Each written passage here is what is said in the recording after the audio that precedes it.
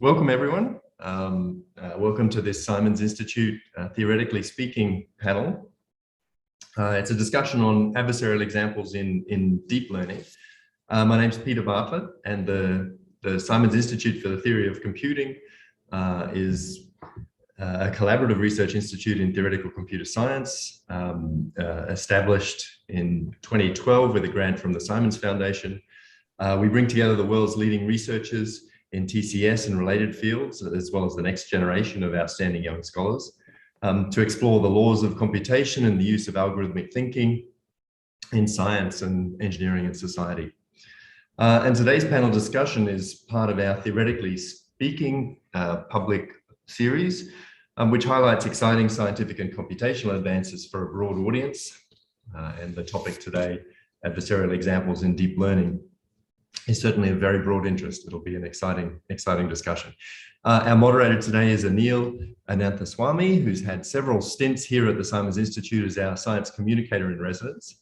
Anil is a freelance science journalist, a former staff writer and deputy news editor for New Scientist magazine, and a former MIT Knight Science Journalism Fellow. Anil contributes regularly to Quantum magazine and Scientific American, and he's the author of 3 popular science books, The Edge of Physics, The Man Who Wasn't There, and Through Two Doors at Once. And Anil is currently writing a book on the mathematics of machine learning. So welcome, Anil. Thank you, Peter, for that introduction, and welcome to our audience, wherever you are. And welcome to our panelists. I'm just going to share my screen now. Let me see. So yes, welcome to everyone to this panel discussion on adversarial examples in deep learning. It is a privilege to be able to introduce our panelists, and in no particular order, assuming I can get my PowerPoint to work here. There. We have with us Dr. Sébastien Bubeck. Sébastien is a senior principal research manager in machine learning foundations at Microsoft Research in Redmond, Washington. He has worked extensively on adversarial examples in machine learning, including studies of computational complexity of adversarial examples and the development of a law of robustness, which we are going to hear about today. It's a theory of the relation between the size of machine learning models and their ability to withstand adversarial attacks. So welcome, Sébastien. Thank you very much. We also have with us Dr. Melanie Mitchell. Melanie is the Davis Professor at the Santa Fe Institute in New Mexico. Her current research focuses on conceptual abstraction, analogy making, visual recognition in AI, and AI safety. And we're going to hear a fair bit about AI safety in the context of adversarial examples from her. She's the author or editor of 6 books and numerous papers in AI, cognitive science, and complex systems. Her latest book is Artificial Intelligence, a Guide for Thinking Humans. So welcome, Melanie. Thank you, Anil. Nice to be here. And we also have with us Dr. Lawrence van der Maaten. Lawrence is a research director at Meta AI, and formerly he was assistant professor at Delft University of Technology in Delft, Netherlands. His research interests include machine learning and computer vision. He's currently working on embedding models, large-scale, weakly supervised learning, visual reasoning, and cost-sensitive learning.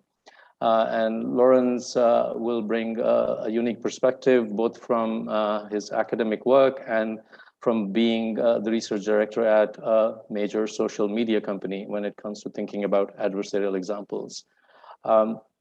So again, welcome all of you. Before we get started with questions for each one of you to get the discussion going, I just wanted to share a couple of slides with our audience to just make sure that we give them a roadmap of what we're going to be discussing. Much of our discussion today will be about deep neural networks, which, as most people in the audience will know, that they are basically machine learning systems composed of computational units called artificial neurons. They're arranged into layers. And the figure that you see on the screen is showing you one such network where there's an input coming from the left side. The input can be, for instance, the pixel values of an image, and then you have an output, which could be a number, which categorizes that input, say as the image of a cat or a dog or what have you. And of course, your inputs and outputs can be designed specifically to perform a particular task that you have in mind. There are also lots of layers within the network between the input and output layers. These are so-called hidden layers. And the more the hidden layers, the deeper the neural network. We might also encounter terminology such as feed-forward networks, which simply refers to the idea that the information in a neural network flows one way from the input to the output. We will most certainly come across the term convolutional neural networks, or CNNs, which are a particular architecture of artificial neural networks dedicated for, not dedicated, but specialized for image recognition. We may hear about transformers, which are all the rage now. We might also hear about recurrent neural networks, which have feedback connections. So the information flow is not just from the input to the output, but there's feedback. We will most certainly hear about deep learning, a method to train deep neural networks to perform certain tasks given data. So that's just a very quick and dirty introduction. And we come to the brief sort of take on adversarial examples itself. I just wanted to show you some pretty pictures to get started, but this is the term that will be explored in detail by our panelists. What you see on the screen, two rows of images. The left image in each row is an unaltered image. You have an image of an insect and of a dog. And on the right side, you have the same image, which has been altered with the addition of some noise. And in the middle panel, you see the noise, which has been amplified about 10 times for us to be able to see. The crucial thing here is that the image on the right, to us humans, looks no different from the image on the left, despite the noise that has been added. But these images on the right were specifically constructed to fool a network called AlexNet. AlexNet, as many of you would know, was the network that won the image recognition contest in 2012, and because of which deep learning and deep neural networks became all the rage. But in the context of this particular set of adversarial examples, or examples or images that have been altered, AlexNet ends up classifying them as ostriches. And to us, they look like exactly the same images before they were altered. And these are examples of adversarial images. So our panelists will get into this in so much more detail. I just wanted to put it out there so that you know what to expect. And over the course of the panel discussion, I hope that we will address many, if not all of these issues. What exactly are adversarial examples? How do we generate them? Why are deep neural networks susceptible to adversarial examples? What are the dangers of such adversarial attacks on neural networks? And can such examples be used to better understand neural networks and how they work?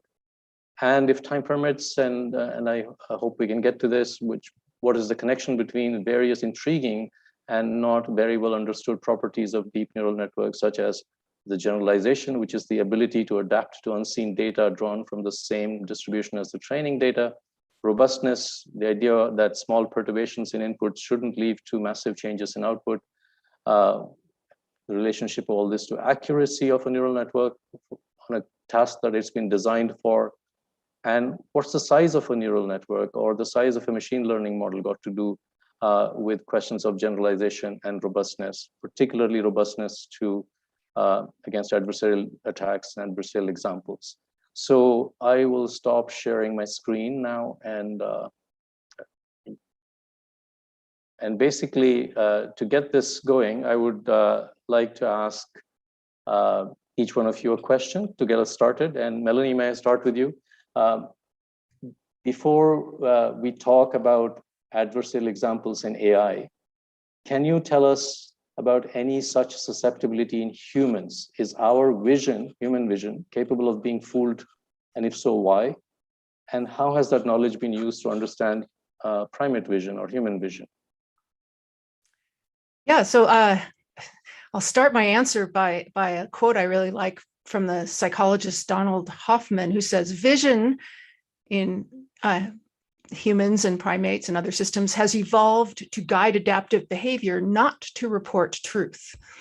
So it's absolutely the fact that our visual systems can be fooled, if you like. I'm going to share a couple of slides here, just as examples of visual illusions. You can see that, right? Yeah. Yeah, so these are probably very familiar to a lot of people. This is a famous one where the squares marked A and B are actually the same shade of gray, but they look different to us because we interpret the shadow here. We interpret this as a shadow and so therefore our visual system lightens for our interpretation, the B, to take account of the shadow. So we use our knowledge and our expectations in certain ways that give us robustness in the real world, but that allow the construction of these kinds of optical illusions to fool us. Another famous one. Can I ask you, is there any way for us to be convinced that this was actually the same shade of gray? Like, do we just have to believe you, or can we hide some part of the image and see that it's the same shade? I think there are, you could hide. I don't have an illustration of that, but yes, there are ways to convince yourself that these are the same. Similarly, these two tables look like they have very different shapes, and yet if you can actually rotate the one on the right and show that the shape is exactly the same as the top on the left. And the reason that we perceive them as different shapes is because we can't avoid projecting into 3 dimensions. In 2 dimensions, if you just rotate this 2-dimensional shape, it's exactly the same, but our visual systems are just primed to project these kinds of images into 3 dimensions.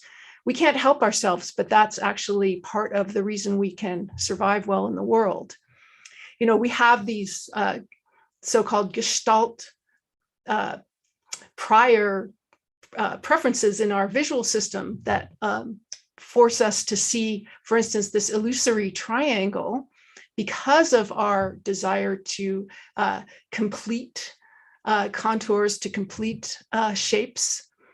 And, we also, the famous Necker cube here, in which you can sort of visually interpret it in 2 different ways. The cube oriented in one way to another. We can't see them both at the same time, but it's like an instantaneous switch that shows how fast our interpretation of a whole view has to be consistent. Similarly, this is a famous illusion where you either see a young woman turning away from you or an old woman in profile. When I first saw it, I could not see the old woman. I only could see the young woman. But if you focus on the mouth here, this is the mouth of the old woman. This is her chin. This is her eye. Hopefully you can see my mouse here. And maybe the whole image will just flip. So these are examples. Oh, let's see. I have to unshare. Yeah. So these are examples of how the machinery of the visual system processes the light that comes in through the retina, goes through the brain to the back of the brain, the visual cortex, and it's also how it's influenced by higher level cognition. So visual illusions in this case reveal a lot about the processing that our brain does, and they can all be explained due to useful, very robust mechanisms that we use for understanding the world and for understanding typical visual statistics that are then played on to fool us in these visual illusions. So I want to say, I think we're going to talk about adversarial examples and how many people have kind of compared them as analogous to visual illusions for humans. But I think there's some very significant differences. First, we humans and other animals also see some visual illusions in the same way that we do, especially chimps who have very similar visual systems. There's been a lot of experimental evidence for that. But with respect to our visual illusions, we really cannot be fooled in ways that are important for our evolutionary survival. And that's because these systems have evolved, our visual system has evolved to allow us to survive in the environment that we live in. And therefore, we're very robust for tasks that impact our survival, but we can be fooled in non-critical tasks. Whereas in deep neural networks and other machine learning systems, adversarial examples really have nothing to do with the evolutionary benefit of the system in any sense. And I think that they show a lack of robustness rather than showing robustness, which is, I believe, what optical illusions do for us. They show how our systems are robust in certain ways. They also are affected by the dynamics of vision. In our visual system, vision happens over a time course, which in most deep neural networks, especially feed-forward ones, there's no time course of vision. And so there's a big difference in what kinds of robustness that time course gives us. And I'll say that adversarial examples for machine learning systems have many more degrees of freedom. You could never convince a human that picture of a dog like we saw is an ostrich. And yet with adversarial examples in machine learning, you can really take any adversary can take any sort of category that the network knows about and fool the system in thinking it's seeing that category. So I'll stop there. I hope that gave some insight into what visual illusions are, how they tell us something about our visual system, and how they're different from adversarial examples. Thank you, Melanie. That was wonderful. So Sébastien, given Melanie's introduction to how this might operate in human vision and how it's different from adversarial examples in deep learning, can you tell us about adversarial examples in deep learning? Like, are they restricted, for instance, to computer vision, or do they exist in deep nets that work on other kinds of data, such as audio or text? Yeah. And have there been particular examples that have intrigued you, maybe even scared you? Yeah, sure. Of course. I mean, the answer is yes to that last one. So maybe let me share my screen also with the sound. Okay. So this is the same image that Anil was showing before. Basically, it's an image of a pig, and you see you add a little bit of noise, and then suddenly the neural network thinks that it's an airliner. So again, this is an image in the visual settings that we have seen so far. And the joke that my friend Alexander Madry likes to tell is that neural networks are so great that they can make a pig fly. Okay, so this is the story of this slide. And there are a couple of clarifications that I want to make before I answer Anil's question about the multimodality. The first one is I wholeheartedly agree with Melanie and her comments about the difference between optical illusions and adversarial examples. And probably for me, the most important one is that optical illusions, they are carefully crafted. Like, it's not like you can take a random scenery and then apply a perturbation to it and it will fool the human visual system. Whereas for neural networks, it's literally on any image, on basically any input, you can modify it and completely fool the neural network. So that's a huge difference for me. The other clarification that I want to make to set the expectations for the audience is that we don't have the answer to adversarial example. This remains, to me, one of the major open problems in deep learning is how do we build systems that are not susceptible or less susceptible to adversarial example. We have some tiny progress on it, but this picture that I'm showing on this slide, the title is After Decades of Work, this is a status. This is true today. Okay, nobody knows how to remove this effect. Okay, so it's really a major open problem, and I hope this panel will make some people in the audience excited to work on it and maybe solve it. Okay, so now let me move on to answer Anil's question about whether, adversarial examples are limited to visual examples. And the answer is, of course, no. So here are a few examples. One is going to be, again, visual, but I will explain the difference. One is going to be about text, and one is going to be about audio. So this image that you see is, a detector that is supposed to detect human beings, and you see that the detector works perfectly well. So it's a CNN, a convolutional neural network, and it detects this person, but it does not detect that person. Why? Because that person is wearing this kind of cloak of invisibility for neural network, which is an adversarial poster. And one key thing, there is a video online of this picture. One key thing is that this poster is an adversarial example, which is robust to slight movement. So the person can move, it doesn't have to be exactly in this frame. The person can move and the poster will remain an adversarial example. So you understand that means that the perturbation itself is robust. So that's, something very interesting. And you can imagine, what it means to be able to develop a cloak of invisibility for these detectors. I will let maybe the other panelists tell us about what that could potentially mean.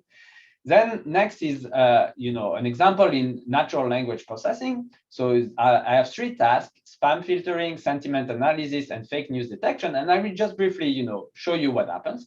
So this is some LSTM, okay? It's some neural network that tells you that it's 100% sure that it's a spam. So the original text was, your application has been accepted. Thank you for your loan request, blah, blah, blah.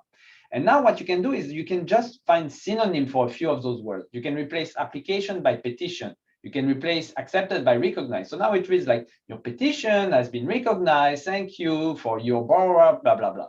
And now it's 89% sure that it's non-spam. So just by changing a few words, you were able to fool the detector, okay? Same thing for the sentiment analysis. I won't read it. And let me just spend 20 seconds on the fake news detection, because of course, this is of tremendous importance nowadays. So here was the original text where the classifier was 97% sure that it was fake. Trump supporter whose brutal beating, blah, blah, blah. Now, you just change brutal by ferocious. You change mob by gangster. You change a few words like this, and now it's 100% sure that it's real. It completely fools, the fake news detector. So you can imagine the consequences of this. So this is, an example in text. Now I'll give you an example in audio, and I think it's pretty thought-provoking, at least for me. So let me start the video. So this is somebody who is going to talk to Alexa, and you will see that Alexa just works perfectly well, but then it's going to play an adversarial music, which basically acts exactly as the cloak of invisibility was acting, on the left, meaning that once the adversarial music is playing, Alexa will not. Okay, so you see, like Alexa, it works. It turns on, but now. Alexa. Alexa. Music. It's an adversarial music. Alexa. It acts as a cloak of invisibility for sound. And it's not like, it's not the fact that the sound is too big and it, overcomes the voice of the person. It's really like it interferes with the neural network and it removes, the sound for the neural network. So I think that's, how I would answer your question, Anil, about the different modalities. Basically, adversarial example, they exist for any type of neural networks. They exist all the time. And you mentioned something that scared you at some point. Which one was that? I find the fake news detector, fooling the fake news detector. It's like the implications for this are just, pretty crazy, in my opinion. Thank you. Thank you very much. So Lawrence, given what Melanie and Sébastien have said, when I was talking to you earlier, you had mentioned that when you started working on adversarial examples, you were intrigued by their potential, right? So, and that impression has changed over the last few years for you. But what did you see in them that got you interested to begin with? In terms of was it their potential to understand neural networks, or what was it? Yeah, thanks, Anil. I think that's a great question. I mean, you mentioned the original paper by, I think, Christian Szekedy, right? This came out in 2014. It was kind of the first time that that people observed some of these effects in neural networks. This was about 2 years after AlexNet, right? Which was sort of the first model that convinced, I think, a large part of the machine learning community that there was really merit to deep learning, right? In particular in perceptual tasks, and so there was a lot of excitement around these models. Sort of every few months they were getting better in terms of accuracy, and I think this was one of the first studies that showed or that displayed some of the limitations of these models, right? And like the examples that I think Sébastien just showed, like they're just really intriguing, right? Like they sort of pull you in, and you want to like understand what's going on here, right? They tell you something, right? Like they tell you that deep networks, they somehow the way they solve the recognition task that you ask them to do, they somehow do it differently from sort of how the human brain does it, right? It's like I think Melanie showed beautiful examples of like of visual illusions, right? Like where you maybe sort of get to the edge of like where the human visual system starts to be unsure, I guess, right, about what the input is, or sort of ends up sort of in a bimodal state, I suppose, right? Like where there are sort of two possible outcomes that it's switching between. And it's clear that in deep networks, sort of there are other things that are happening, right? And so this raises a lot of questions, both from sort of an understanding point of view, right? It's like, hey, if you see this, like it tells you something about how these networks are operating, right? Like about what these networks are doing. It gives you some kind of signal. And maybe the signal, and I'm sure we'll get into that more in detail, right? But the signal that it gives you is that if you can do a very small change on the inputs, right, and have that result in a very large change on the outputs, right? Like what that means is that sort of the function that this model represents is a rapidly changing thing, right? For example, that is one of the things that it suggests, and I'm sure we'll dive more into that. Sébastien has done a lot of amazing analysis on that part. The other part that's intriguing is sort of around, hey, what are the practical implications of this? I'm not at all a theorist myself, so I never expected to end up in this panel. Very excited to be here with very esteemed colleagues. I'm more of an empiricist. I like to build models and systems that actually work, right? And so I'm always looking for what are things that break our systems, right? And clearly here's a thing that breaks our system, and so that is a potential concern, right? Like that's something that we should look into, seek to understand, and not just sort of how it happens and what we can do about it, but also to what extent is it is this a real problem, right? Or is there sort of a larger phenomena here, or that is sort of underlying it? And so I was super intrigued.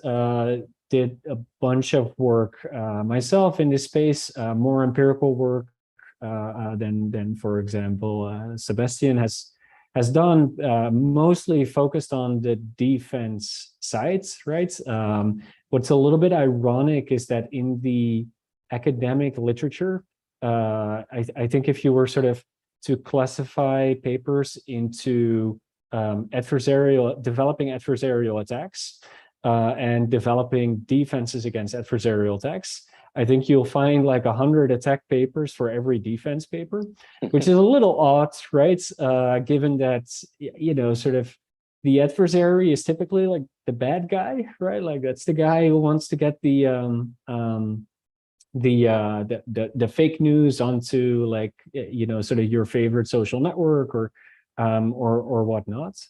And so I've mostly been working on the defense sides, and I think my conclusion is kind of, and I think that we'll get to this, is that there's kind of doesn't seem to be a whole lot of hope from the empirical point of view as well as, and we'll get to that. I think on the theoretical side, there are also some suggestions that there's not a lot of hope.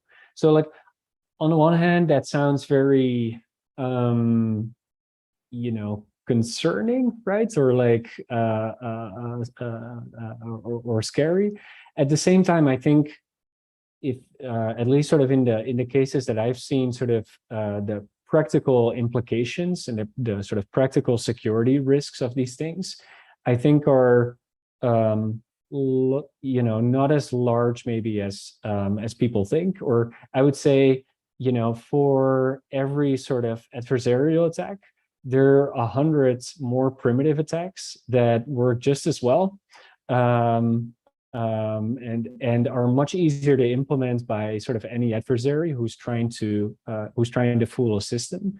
And so, like at the same time, I've also become less concerned about them, and I sort of think about these adversarial examples a little bit more as sort of an academic curiosity now.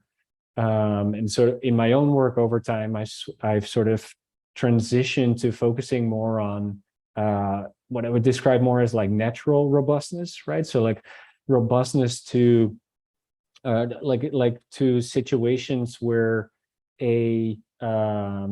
where deep networks don't produce the right results, even on images that are not like adversarially crafted, but that just happen to be taken in another country, or some sort of like natural variation.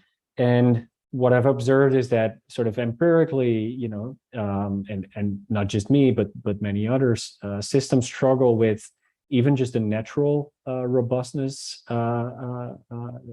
to sort of variations that exist in the world.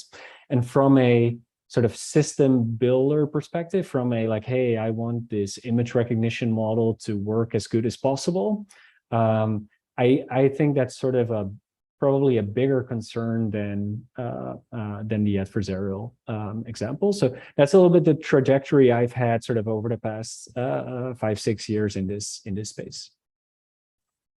Great, thank you. I'm sure there are many points of discussion between all three of you in what Lawrence just said.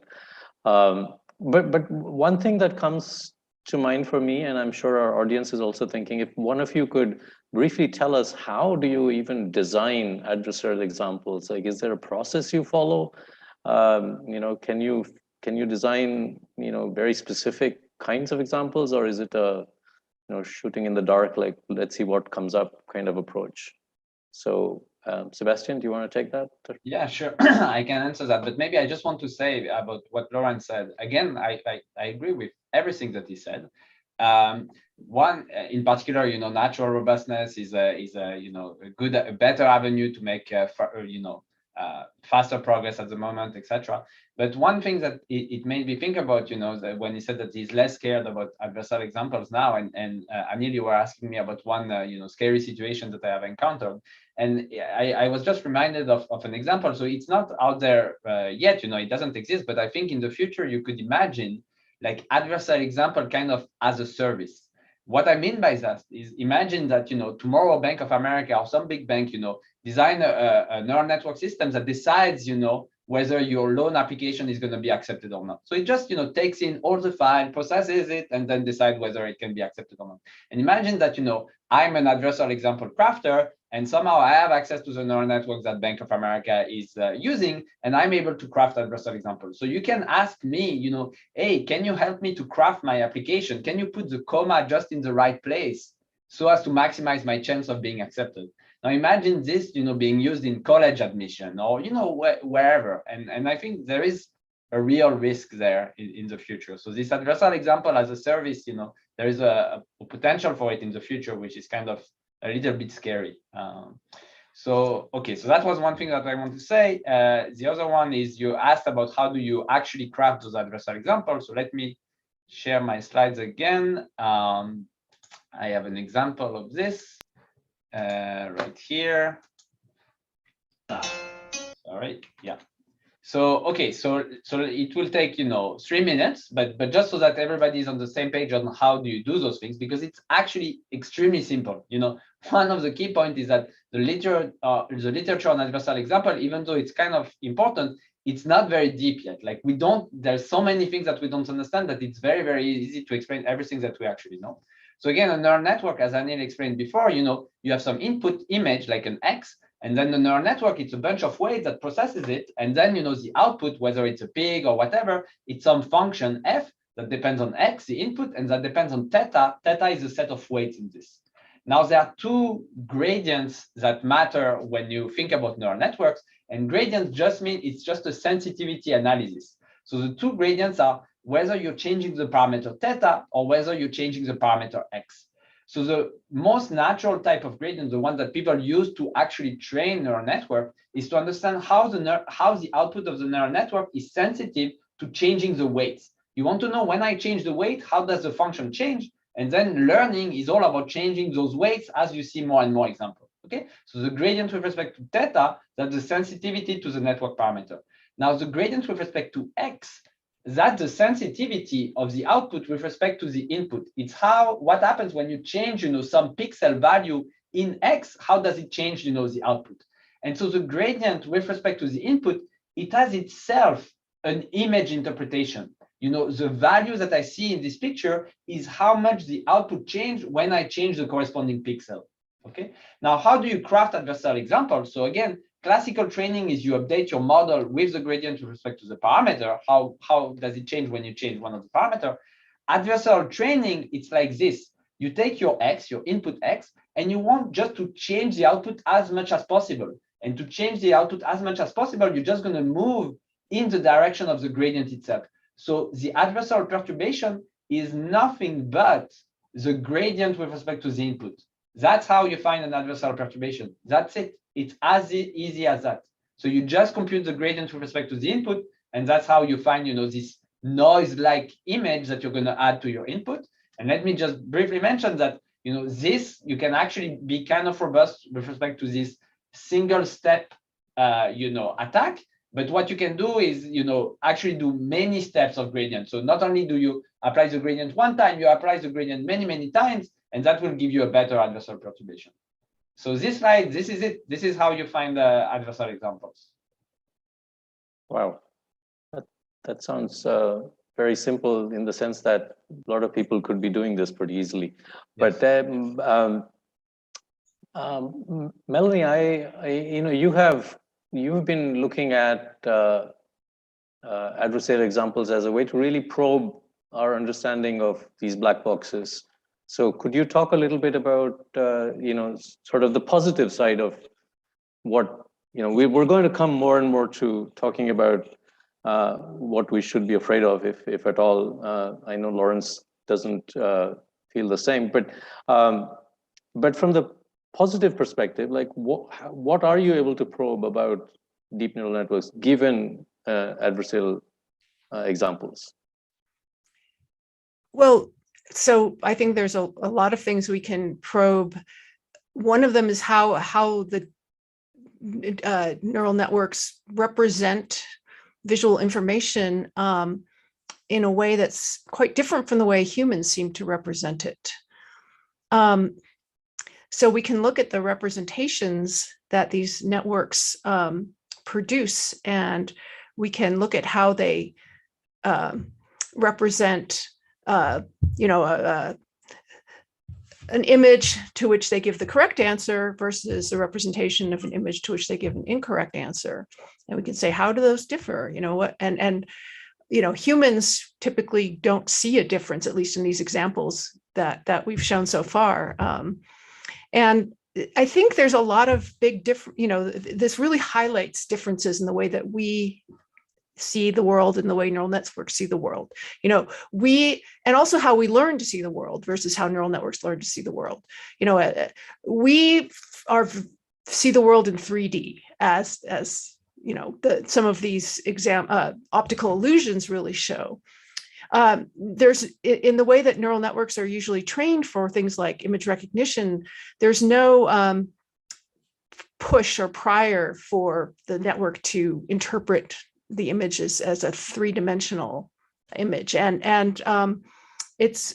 it also shows like how sensitive these networks are to things like particular textures in the image, and how there's, as opposed to more robust kinds of features that might, for instance, might involve more shape-based representations, and also that neural networks for the most part are completely feed-forward.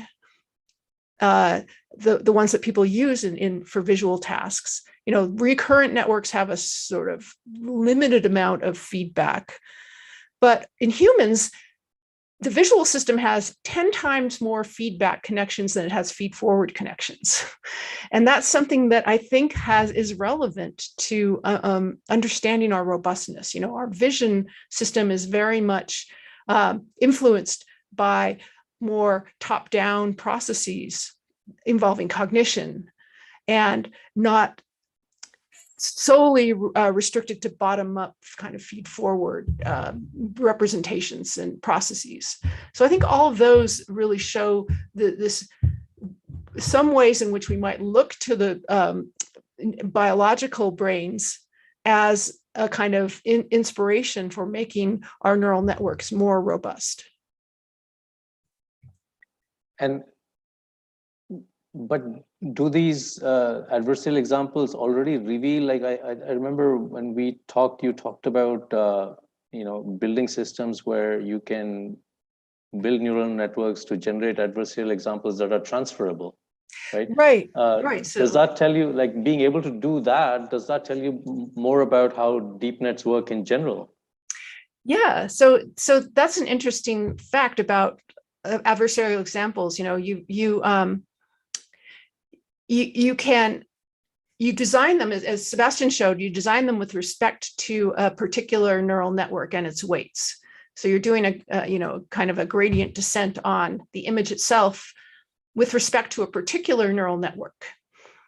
But it turns out that those adversarial examples that generates are often transferable to other neural networks with different weights, and even with different architectures, such as convolutional neural networks versus transformers.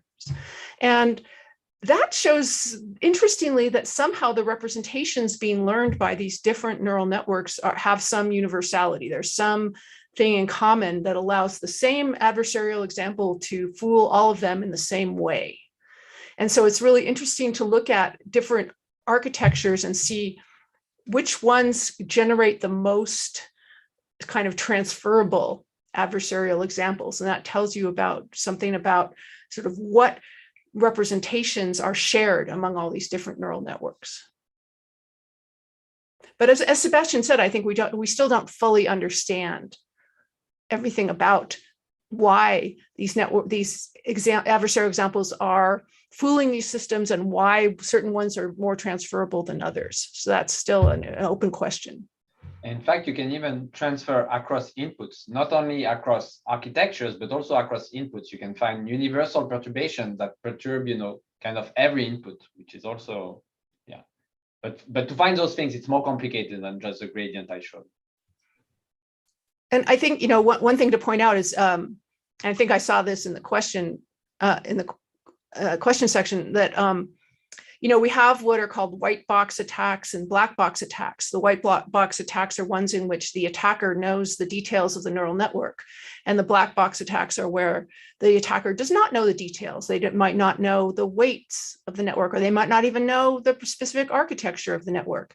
But, and so obviously white box attacks are easier to create, but if we have transferable examples, then we can attack black networks in a black box way also.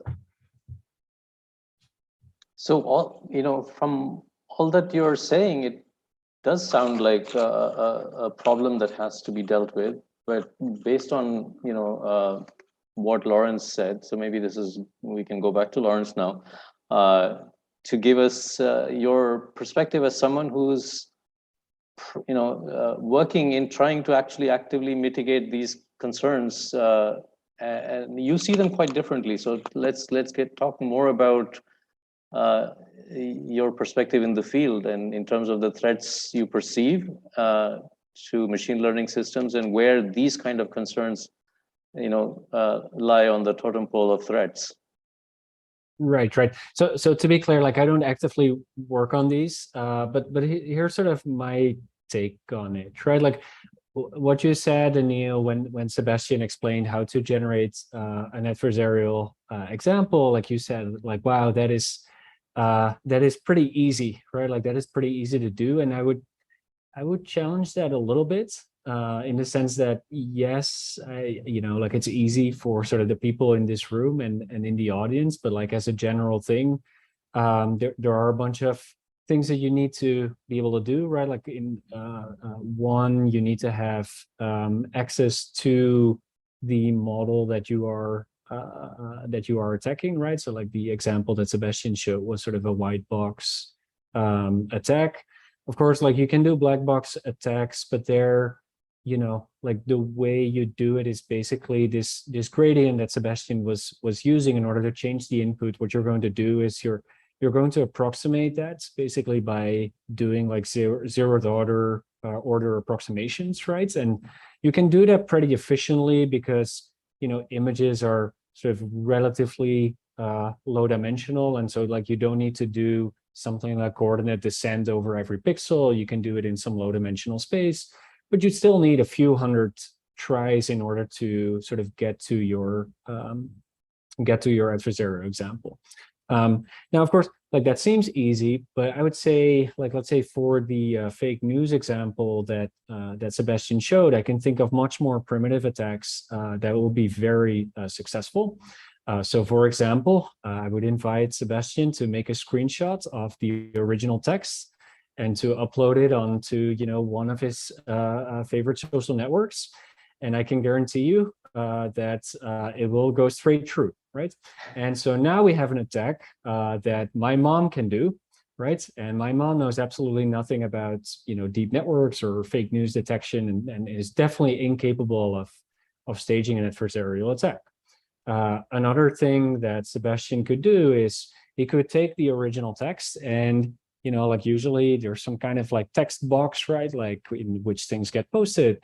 And so he could write it in a way where, he writes the text upside, from top to bottom, right? So like first words, white space, second word, third word, etc. Right?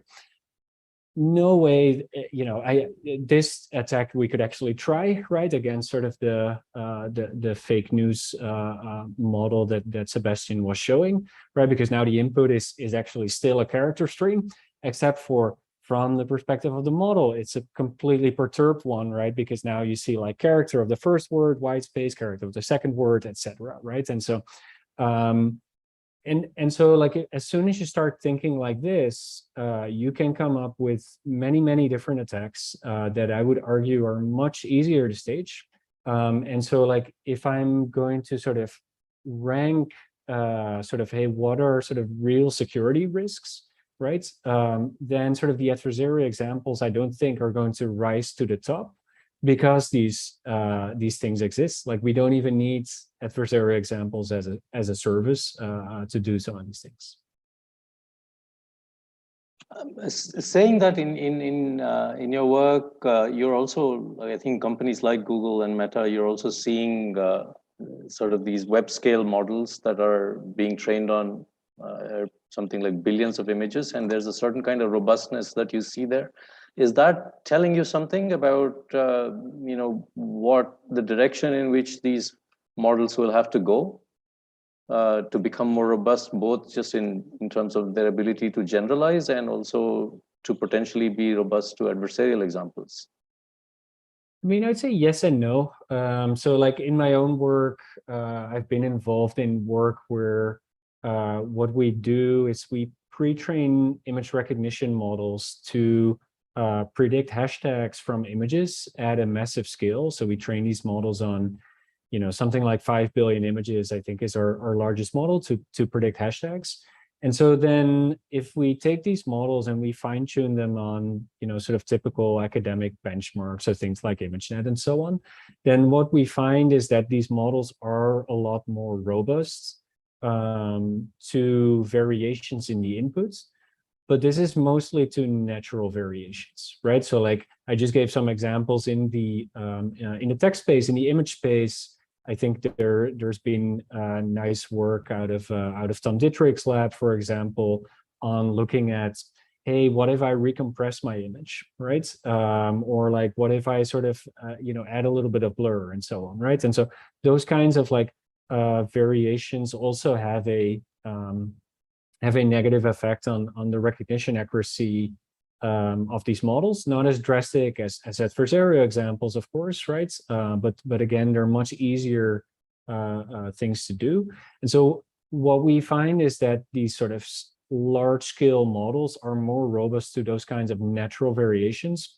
When you talk about pure sort of white box adversarial examples, there's not a lot of difference, right? Like they're slightly more robust, but really like, these networks are so incredibly susceptible to these examples that I don't think that is sort of a path that is really going to solve the adversarial example problem as we're talking about it today. So, Sébastien, maybe this is a good place to talk about your law of robustness, because that's one way in which you have been thinking about how to potentially make networks robust to adversarial examples, right? Yeah, absolutely. Yeah, I can explain what is the law of robustness. And let me say also that, again, I agree with Lawrence. And in particular, I just want to say that from my perspective, my interest in adversarial examples is not about real world security. I mean, my interest in the real world anyway is limited, but it's really because it shows something, something fundamental about those networks, how they process information. And I want to say that I do think there is hope to solve them, but certainly not using the approaches that we've been using in the last, 10 years. So it will need something dramatically different, and that, I think we all agree on that. So let me tell you about the law of robustness, which is related to what Lawrence was saying about, these larger models showing a little bit more robustness. So what the law of robustness says is that it's a mathematical theorem. So as any mathematical theorem is that it has some assumptions, which we can discuss. But in essence, those assumptions are very, very mild, and it applies very broadly. And it says that the only way for a model to actually fit training data and to fit it smoothly, meaning that if you do a small perturbation of the input, then it gives you a small perturbation of the output, meaning that it is robust. So the only way to have both fitting data and be robust is to have a number of parameters much, much, much larger than what you would need just to fit the data. So in very simple terms, if you have n data points, okay, that corresponds to kind of n equations. You want that on this image, you say it's a pig. On this image, you say it's an airplane. So you have kind of n equations that are being listed. Now, you've learned in like middle school that if you want to, solve a problem with 3 unknowns, you need 3 equations, okay? Or to put it the other way around, if you have 3 equations, you need 3 unknowns, okay, to resolve it. So if you have n equations, what you need is n parameters. You need a model that has n parameters in order to fit, okay? This is like, 2 centuries old or probably, 2,000 years old, okay? So everybody knows if you have n data points, you only need n training parameters. Now, what the law of robustness says is, if in addition to just this, requirement that you fit n training points, you also ask to be Lipschitz. Lipschitz is just a technical term to mean robust, that if you do a small perturbation of the input, it gives you a small perturbation of the output. Then suddenly you don't need n parameters, but you need n times d, where d is the dimensionality of the data, which for images would be naively at least the number of pixels. Okay, so it's not you understand, d is like, a million. So D is very, very large. So it's not like, we're not saying, before being robust, you needed N, and after being robust, you need like 2N or 3N. No, we're saying you need 1,000,000 times N. So just, vastly, vastly larger type of neural networks. And if you look at actual numbers, so this law of robustness, it gives you like an actual recipe to compute the size of the model that you would need. It's a lower bound. It's, you need something larger than that. And you can compute it for famous data set, in the machine learning community, like MNIST or ImageNet. And for example, for ImageNet, state-of-the-art neural network, they use roughly 500 million parameters, which is very, very large. But the law of robustness tells you that you need at least 10 billion parameters if you want to solve ImageNet robustly.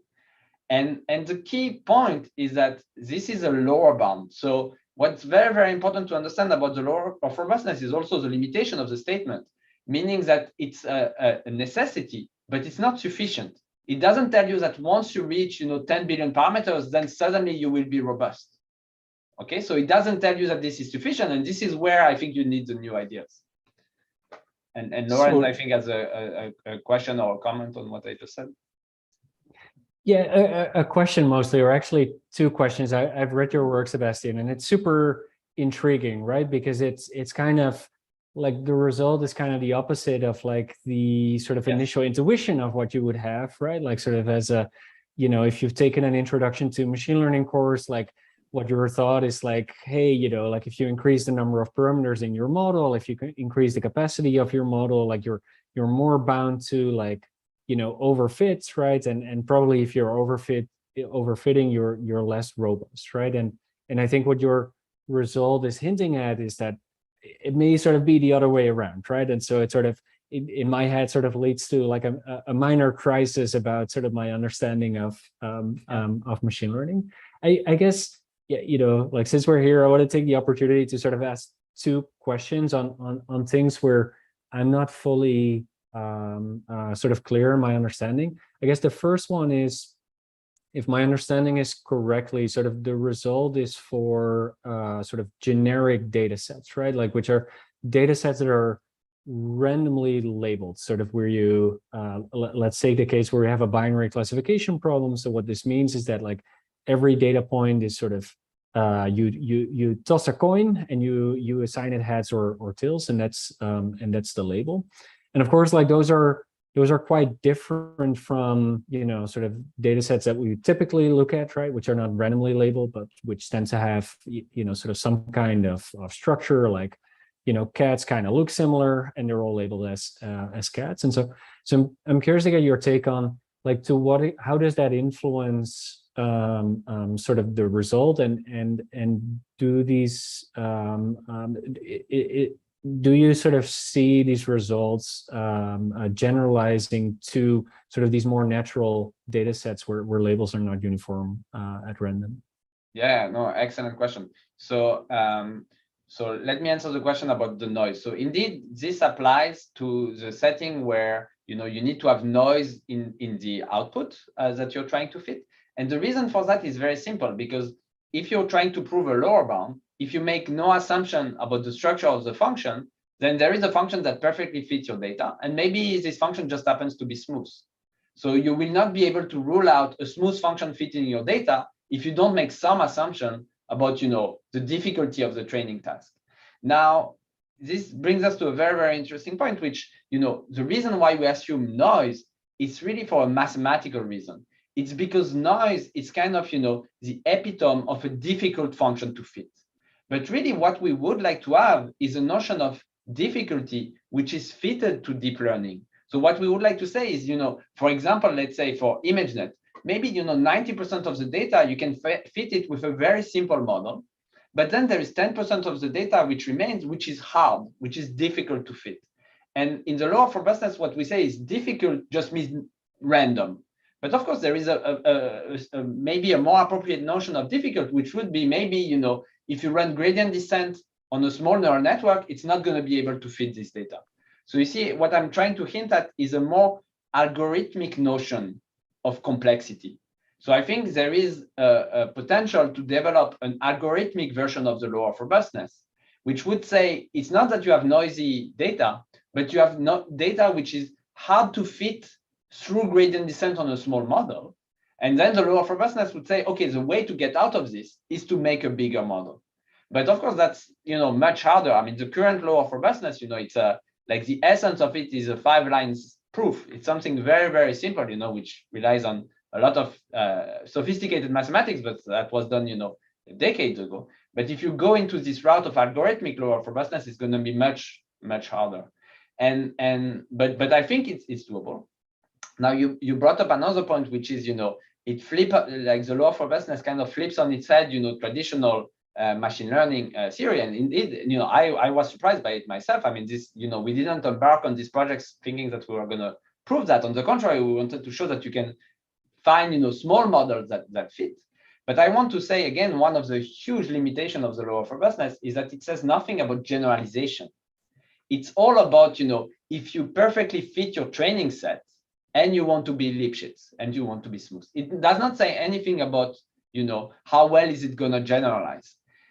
And this is, a big question of what is the interplay between adversarial example and generalization. And one of the reasons why I'm interested in adversarial example is I think if you remove them, you can actually be, generalized better. And maybe I will just show, one picture that I have, which is the work of Zeyuan Alenju and Yuanju Li. So let me just show you this, which is this picture. So this is, just to give you a hint of why, if you remove adversarial examples, it could actually generalize better.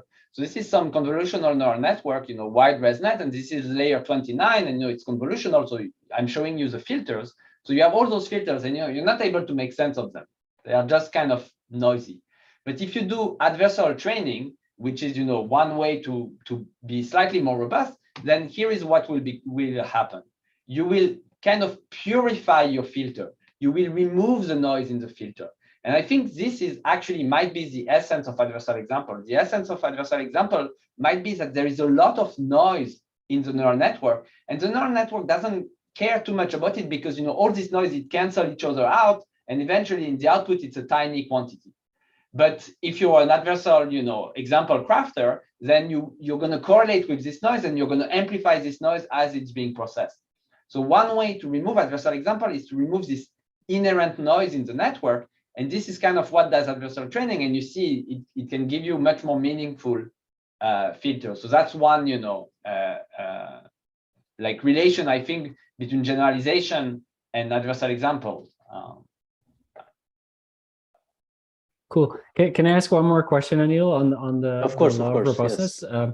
This is super interesting, by the way. I hadn't seen these results before, but they're really definitely very colorful. I don't know what they mean yet, but I'll think about it. I guess the other question I had is sort of on the sort of how we define robustness, I guess, in some of these results, right? Because you said we're sort of focusing on the Lipschitz constant of the model, right? And to me, sort of as I'm thinking about it, that seems like a little bit of a limited way of measuring robustness, in the sense that if you have a small Lipschitz constant, then I think that implies robustness, right? Because that fundamentally says, if I make a small change to my input X, that cannot lead to a large change in the output of the model, right? Yes. I mean, that's sort of the very definition of the thing.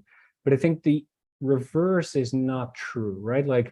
If I have a large Lipschitz constants, that doesn't imply that they're going to be adversarial examples. So for example, I can imagine a function that is constant everywhere, except for in a teeny tiny part of the space. There I have a huge change, and so now I have a model with a large Lipschitz constant that I would say for sort of any realistic sort of definition of robustness would be very robust, right? Because the probability of your test data point landing in that tiny part of the space is essentially zero, right? And so I have a perfectly robust model, but my Lipschitz constant is huge.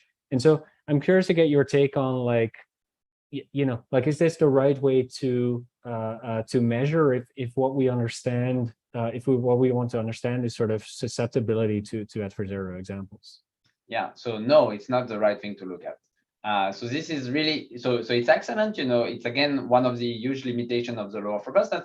And I think now we have covered all the big limitations of the law of robustness. It's great because all of these limitations, I think they ask for more work on it. So you're totally right that you want a more average notion of smoothness rather than a worst case notion of smoothness. But mathematically, starting with the worst case is a natural first step, and then you want to move to the average case. Now the issue is mathematically the law of robustness is not true for average case smoothness. So it's very easy to see that, for example, if you take the expected norm of the gradient instead of the supremum of the norm of the gradient, you see Lipschitz constant is exactly the supremum of the norm of the gradient, supremum over the entire space. Maybe you want a more average, like, you integrate over the space what is the norm of the gradient. And this, mathematically, it's called the Sobolev norm. And if you try to prove a law of robustness for Sobolev norms, you will fail. This is not true. So you can actually have small models that fit the data and that are, smooth on average. So but again, I think what it points you towards is more algorithmic type of notion of law of robustness. What is, I think, kind of beautiful with the law of robustness is that it's completely universal. It does not talk about algorithms at all. It just says, you need that number of parameters and that's it. But of course, if you don't restrict at all how you're going to explore, this set of large number of parameters, then there is still a lot you can do. So it's kind of very surprising that the law of robustness is true in the first place. But as soon as, I think, as you change a little, some of the assumption, then it falls apart and it's not true anymore. But I think it doesn't mean the phenomenon is not there. It just means that you need to bring in the algorithm at that point. This is very fascinating. It basically makes me wonder, in fact, this is a question, Melanie, I would love for you to address, given how much you think about AI safety.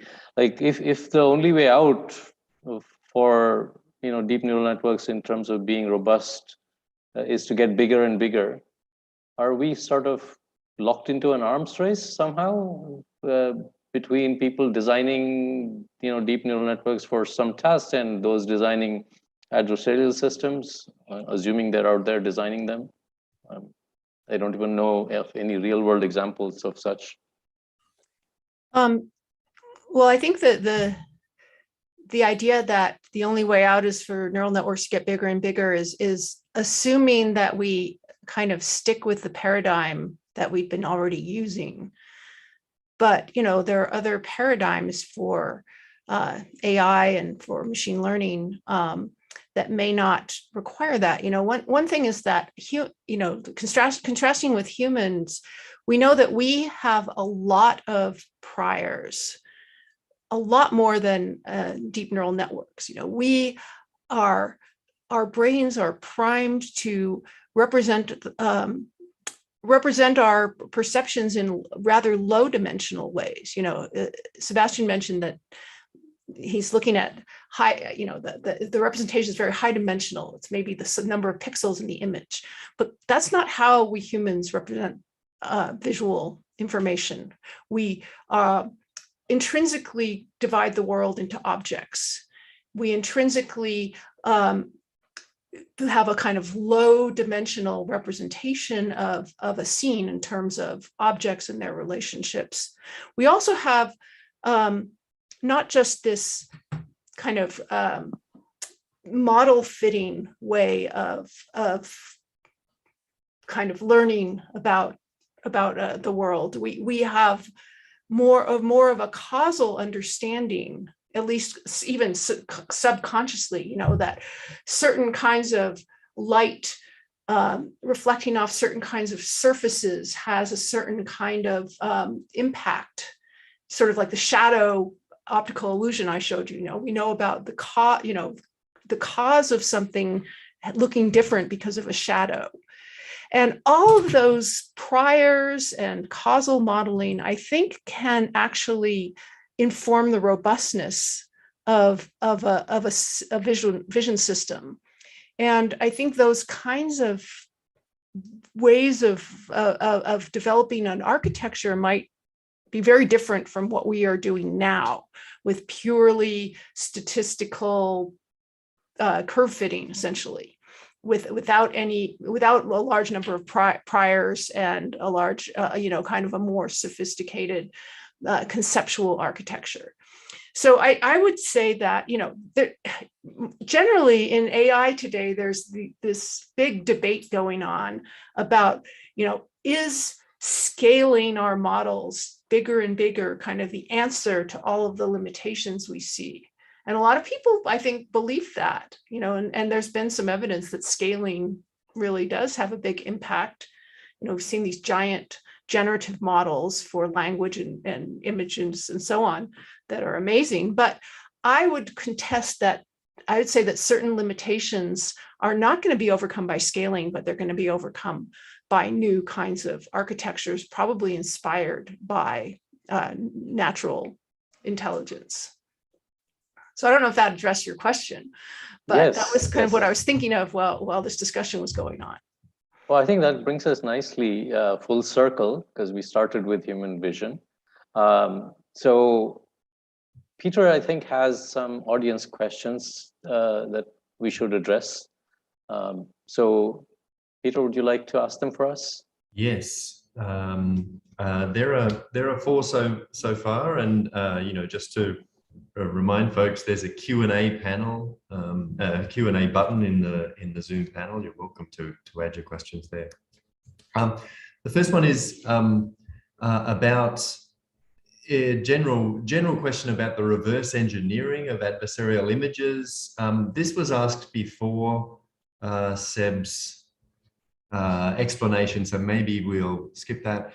It seems at least one possible reason that these kinds of models are fooled by adding noise to visual images is because we design them to include too many visual details to process compared to the way that humans process the same images, which perhaps does not include as much detailed inspection and simply asks us to recognize objects.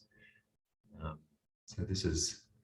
Yeah, so I guess this question is probably hinting at some defenses which would say, okay, what about if you project your input onto maybe the manifold of images, or just maybe blur it a little bit, and maybe this will destroy whatever adversarial example you've put in, because I think the thinking probably in the question is adversarial examples, they look like this very high frequency type of information that you have added to the image. And the bad news is, again, no defenses out there is working. And so even, if you've built your system so that it projects on some manifold or does some blurring, then you can still do gradient descent with respect to that, being included in the pipeline, and it will find an adversarial example.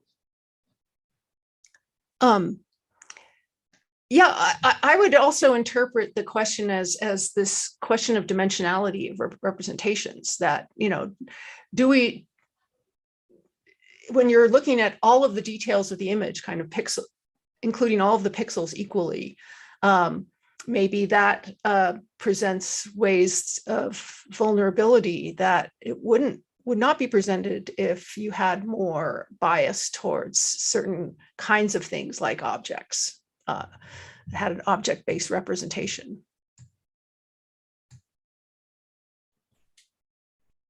Okay, one more here. Anshuman asks, generating adversarial examples as shown here assumes that we have access to the network. What if I do not have access to the network, but I can run as many examples through the network as I want? I can maybe take that one. So sort of what you're referring to, Anshuman, is what is known as sort of black box attacks, right? So these are attacks where you don't assume access to sort of the model weights itself, right? And so you cannot compute the gradients with respect to the inputs that you would need in order to stage the attack that Sébastien explains. But in those cases, like, as long as you have access to sort of outputs of the model, like given an inputs, you can still stage attacks. Because, for example, what you can imagine doing is like, you sort of take a pixel and you change it in one direction and you change it in the other direction, and you look at like what happens to the output of the model, right? Like, does the probability go up or down, right? And you randomly pick a pixel each time, and you see in which direction you need to move the pixel.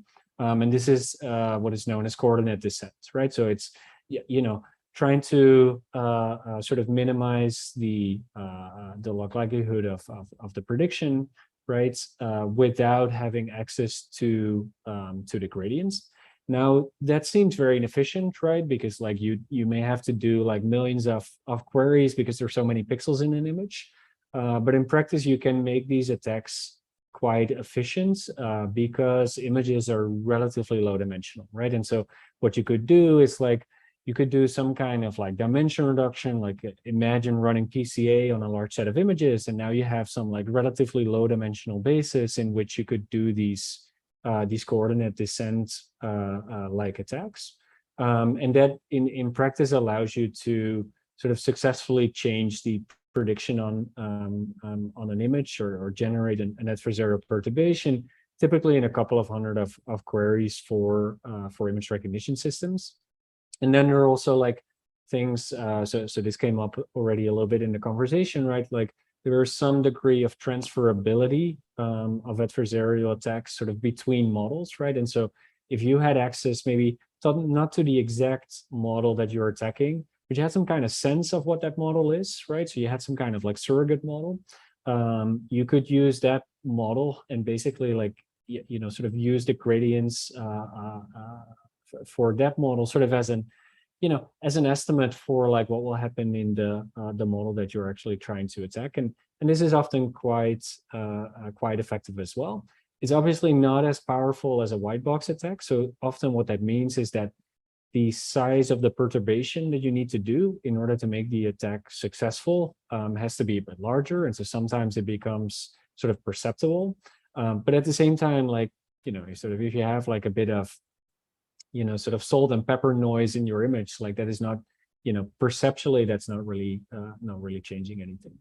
And so in short, like, yes, I mean, you can do sort of attacks in these black box settings, and they're quite effective if you have a couple of hundred of queries against the model.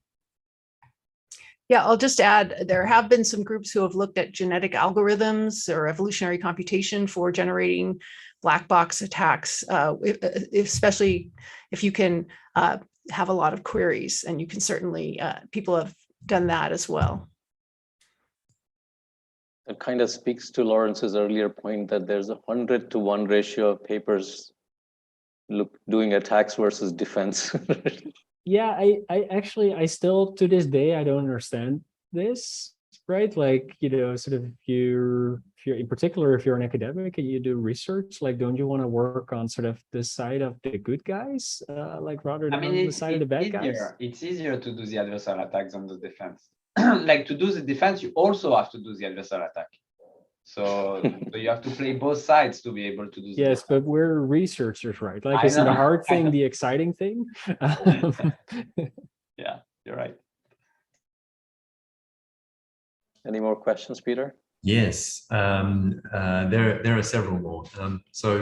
There's one here asking about the distinction between the generation of adversarial examples and the generation of counterfactual examples. So elaborating on this relationship to causal inference. This is from Austin. I'm not sure what they mean by counterfactual examples. Yeah, so maybe Austin can elaborate on the question. Okay, let's move on to a chance to do that. Let's move on to Don's question. It's about calibrating confidence. So might it be possible to sensitize deep learning systems to their vulnerability to adversarial examples so they could better calibrate the confidence that they have in their accuracy? Yeah, it doesn't work. I mean, yes, of course, that's a natural thing to suggest.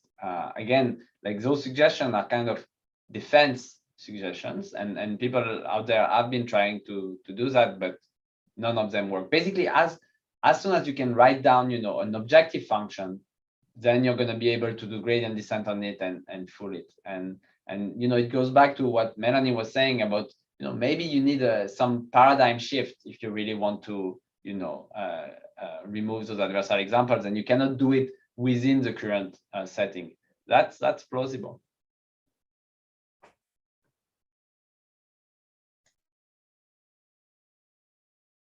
Okay, and then we have a question from Chardin saying, asking about this discussion about smoothness or Lipschitz properties. To what extent is it true that human perception is Lipschitz with respect to these digital pixels? That is, can we find a picture that looks sort of like a dog with a low distance from a picture that looks much more like an emu? Yeah, so I'm curious about what Melanie will say to this, because one question I have is, of course, the human visual system, as she was saying, there is a temporal dynamic. Like you don't, have suddenly an image in front of you and you have to decide what it is. But I wonder, I don't think this experiment exists out there, but what if, you wake up somebody from a coma and you show them, a picture and you have adversarially perturbed it, like, can you, make you believe that a dog is a chimpanzee or something like that? And probably when you wake up from a coma, you're not ready for this experiment, but I don't know, is there something like that out there? Yeah, I mean, I saw a paper with an experiment where they limited the time people could look at the picture. They're showing people adversarial examples and asking them to classify them, and limited the amount of time. And, there was some evidence that people were fooled also, not as badly as machines. But I've also seen some kind of criticism of the experimental methods that for that study. So, it's something that could be addressed by manipulating, the time you have to look at things. But I don't know if that question has been fully answered. One other relevant study I've seen recently, I think it was an ICML this year out of James DiCarlo's lab, was a study where essentially they staged a black box attack sort of against like an individual neuron in a macaque. And what they showed was that sort of through small perturbations in the inputs, they were able to sort of substantially change the firing rates of like an individual neuron in the inferior temporal cortex. So that goes a little bit in this direction. I'm no expert on this, so Melanie, you should give your take on it as well. Like my sort of the main question I had around it is like, it's changing the firing rate sort of an individual neuron. I don't think it would change the recognition. Like there weren't sort of any results suggesting that the macaque would sort of recognize something else, or maybe just would take longer to recognize, which I think would already be, sort of a huge result. And presumably that has to do with the fact that, sort of in something like ITL, like there isn't sort of a single neuron that represents the, ostrich or cat class, right? But this is sort of a distributed representation of the class, right? And so you'd really have to change all the neurons in order to really flip the recognition. But I'm curious to get your take on it. Yeah, as well. I don't know. I don't think you can. There's so much redundancy in the brain that you obviously can't just attack a single neuron. But I don't know how far you could get with that kind of approach. But I was going to say there's also another study that came out of, I think it was Tommy Poggio's lab at MIT, where they were showing that a neural network, that model that had some kind of foveation, the way that we kind of move our eyes and are able to like focus on different parts of the image, so was more robust to adversarial examples than the network without foveation. That's still a preliminary study, but it's interesting putting in some dynamics and feedback. All right, going back to Austin's question, he says, I've seen counterfactual examples described as a counterfactual explanation of a prediction describes the smallest change to the feature values that changes the changes the prediction to a predefined output. So, this is certainly very much in the same spirit as the sort of tiny perturbations that we're considering here. I don't know if anybody wants to add anything to that. Yeah, I guess in general, you would think that maybe, one solution to adversarial example is to, find in the image what causes, the image to contain an elephant. Like you want to find, the root cause of it. And then, you would imagine that maybe a counterfactual example maybe is something that attacks, this root cause itself, rather than doing something, spurious on the noise. Maybe that's what the question is saying, to which I don't know what to answer. but it's a good question.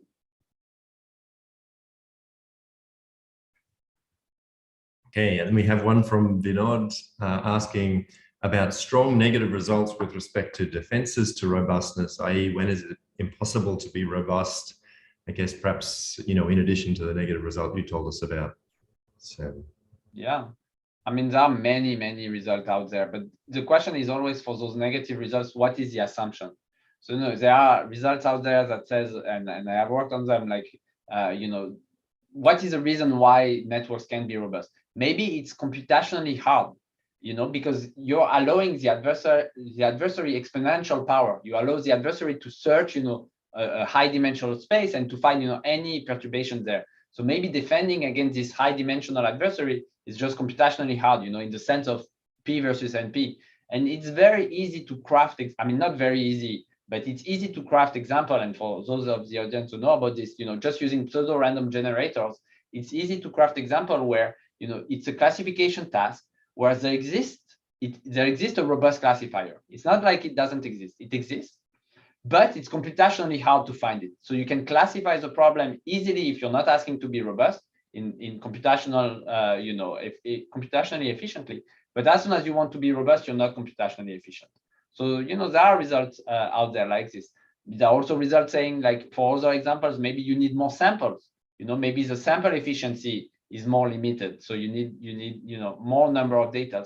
But again, like, whether it's the sample efficiency or the computational efficiency, these are very specific examples, like carefully crafted examples, kind of like optical illusion.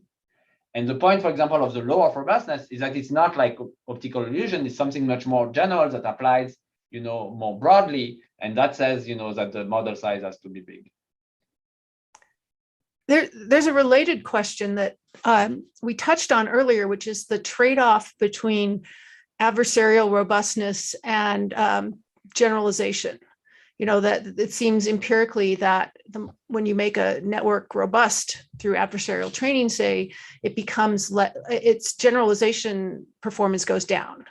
And I don't know if there's any sort of rigorous mathematical results on that. No, there is definitely, but again, in limited setting, like, they will show you examples where necessarily you have this trade-off.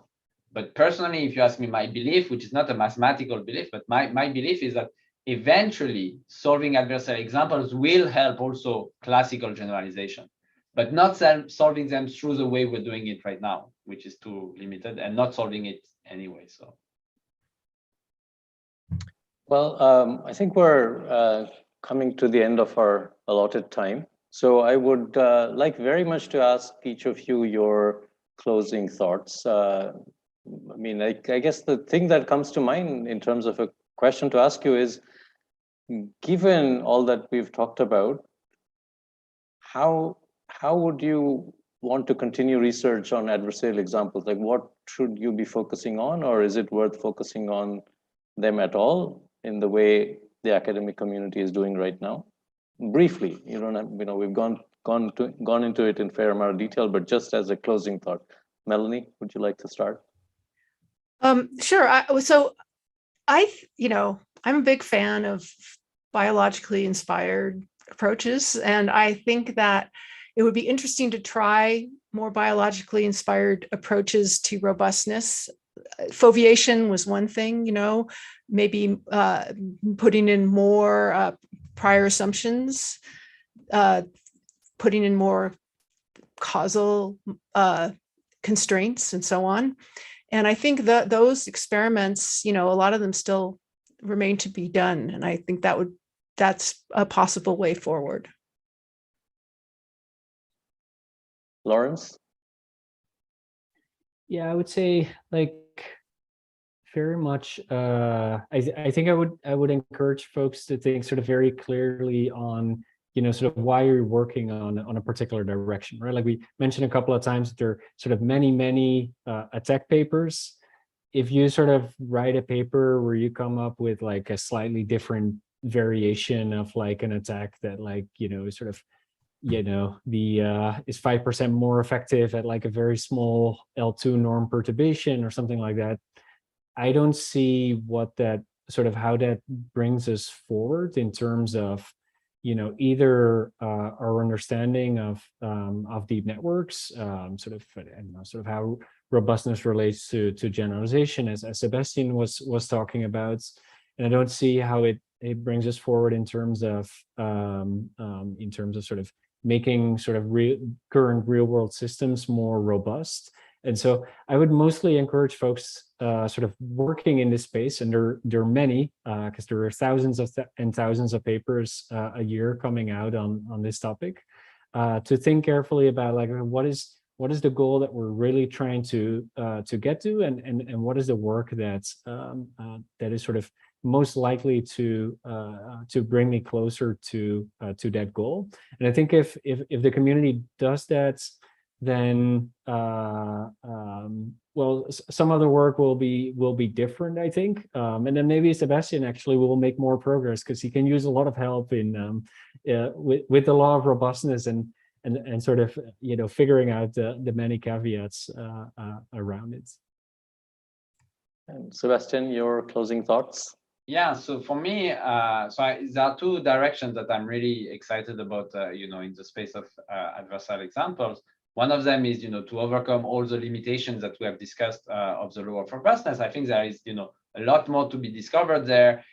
But these are not, I want to warn people that these are not low-hanging fruits. I mean, these are difficult questions once you want to put the algorithm in it. And, so yeah, maybe that's all I would say. These are not low-hanging fruits. You will have to work a little bit hard, and I'm not working on it myself right now. The other direction that I am working on myself at the moment is to imbue neural networks with a little bit more sparsity.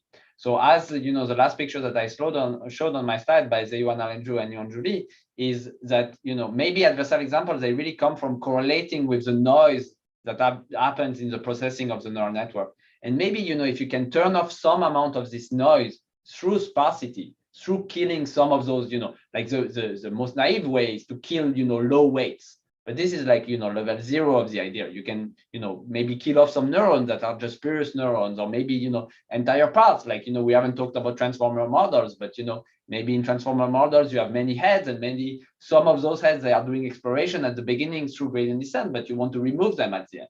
So basically trying to prune networks in order to get better robustness. I think this is a very promising direction, which is not paradigm shifting. So, it's still maybe achievable, and you could make a lot of progress with that. Great. Well, this has been a fabulous discussion. Thank you so much, all of you, for participating. Melanie, Sébastien, Lawrence. Thank you, Peter, for helping us put this together. And thank you to everyone at Simons for making this happen. So it's been a real pleasure having you in this discussion today. So thank you all. Yeah, and thank you to our audience. Let me add my thanks to you, Anil, and to Melanie, Sébastien, and Lawrence. That was a really lively discussion. It's given us a lot to think about. And thanks to the audience for all of their contributions. All right, we hope to see you again soon. Thanks all. Thank you. Bye, everyone. Bye, everyone. Bye-bye.